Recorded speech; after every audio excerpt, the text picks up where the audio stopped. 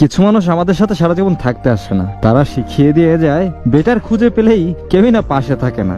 কিছু মানুষ এত সুন্দর করেই অভিনয় করতে পারে যে বোঝাই যায় না যে ভালোবাসাটা মিথ্যা ছিল নাকি সত্যি। আমাদের সম্পর্কটা ছিল 1 বছরের, আর এই অল্প সময়ে আমি তাকে এতটা ভালোবেসে ফেলেছিলাম যা আমি নিজেও বুঝতে পারিনি। একদিন আমার ফ্রেন্ড ওর গার্লফ্রেন্ডের সাথে দেখা করতে গিয়েছিল, আর আমিও সাথে গেলাম। আমার বন্ধুর গার্লফ্রেন্ডের সাথে সেও এসেছিল।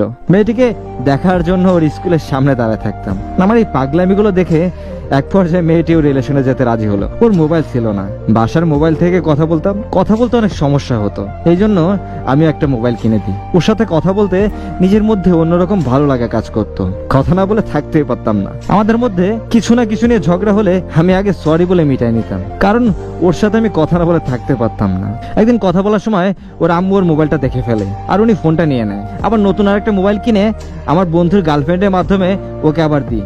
এইভাবে একে একে 5টা মোবাইল কিনে দেয়। আর ওর আম্মু যতবার দেখতো ততবার ওর থেকে মোবাইল নিয়ে নিত, কিন্তু ওর আম্মু এই কথাগুলো ওর আব্বুকে বলতো না। এভাবে দিন যাচ্ছিল। তারপর ওর ফ্যামিলি ওর বিয়ে দিতে চাচ্ছে, কয়েকবার ওর দেখতেও আসে। আমি আমার পরিবারকে ওর কথা জানাই, আমার পরিবার ওরে দেখে এবং সবাই মেনেও নেয়।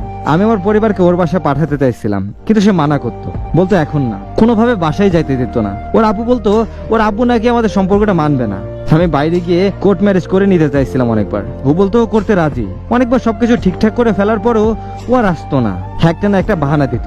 আর আমি ভাবতাম ওর হয়তো আসলেই কোনো সমস্যা হয়েছে, তাই আসতে পারে নাই। তারপর আমি কিছু একটা করার চেষ্টা করি। সবকিছু বাদ দিয়ে ইন্টার ফাইনাল পরীক্ষাটাও না দিয়ে কাতারে চলে আসি। কাতার আসার ঠিক 2 দিন পর সে আমাকে জানাচ্ছে তার বিয়ে আগে থেকেই ঠিক হয়ে গেছে। কিছুদিন আগে তাকে দেখতে আসছিল, কথাবার্তা একটু একটু চলতেছিল। 1 সপ্তাহ আগে ওর বিয়ে ফাইনাল হয়ে গেছে। আমি জানলে ঝামেলা করব তাই আমাকে আর সে জানায় নাই। ছেলেটার টাকা পয়সা ঘরবাড়ি সবকিছুই আছে, আর ওরও নাকি ওই ছেলেটাকে পছন্দ হয়ে গেছে। আমি অনেক বোঝানোর চেষ্টা করছি, বারবার রিকোয়েস্ট করছি, কান্নাকাটি করছি, কিন্তু ও বলে এখন আর কোনো কিছু করা সম্ভব না। অথচ প্রথম থেকে ওরা আমি বলে আসতেছিলাম যে তুমি তোমার আম্মুকে বলো, বাকিটা আমি ম্যানেজ করে নিব। ও বলতো আমাকে যে ও নাকি ওর আম্মু আর দুলাভাইকে আমাদের ব্যাপারে বলছে। পরে জানতে পারি আসলে ও না কাউকে কিছু বলে নাই, আমাকে জাস্ট বুঝাইছে। ওর বিন্দু পরিমাণেও চেষ্টা ছিল না। শেষে আমি আমার ফ্যামিলি মেম্বার দিয়ে ওর বাসায় কল দিলাম কথা বলানোর জন্য।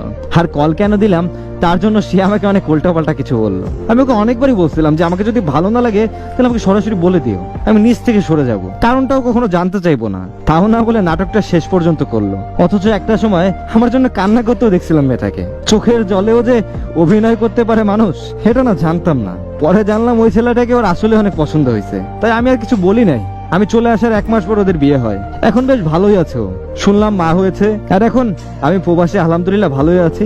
এখন প্রতিষ্ঠিত হয়েছি। মানুষ অনেক সুন্দর অভিনয় করতে পারে। হয়তো এটা বুঝতে আপনার অনেকটা সময় লেগে গেছে। প্রত্যেকটা মানুষেরই না 2টা রূপ আছে, একটা উপরে আর একটা ভেতরের। কিছু মানুষের 2টাই এক, আবার কিছু মানুষের আলাদা। তাই আমরা বুঝে ওঠার আগেই ধোকাটা খেয়ে বসি। তবে চিন্তার কিছু নেই, জীবনে যে থাকার সে থাকবেই, আর যে থাকার না তাকে হাজার বুঝায়ও রাখা সম্ভব না। লোভ অনেক খারাপ জিনিস। তার থেকে সুন্দর কেউকে দেখলে যদি আপনি তাকে ভুলে যেতে পারেন, তাহলে আপনি কখনো না তাকে ভালোবাসেন নাই।